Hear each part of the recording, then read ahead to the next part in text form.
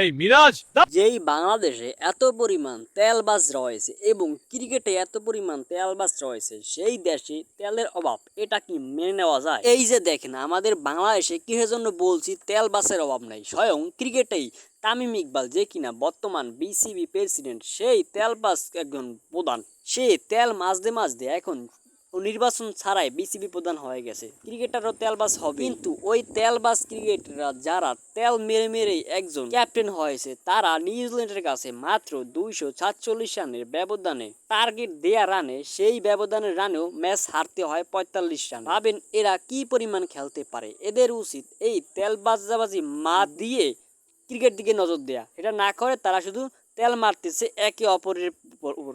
কিন্তু সবচেয়ে মজার বিষয় হলো এখন আর আগের বিসিবি প্রধানরা নাই যে ম্যাচ হেরে গেলে কিছুই বলবে না। এখন তারা আজ তোকে বুঝিয়েই ছাড়বো, বুঝিয়েই ছাড়বো।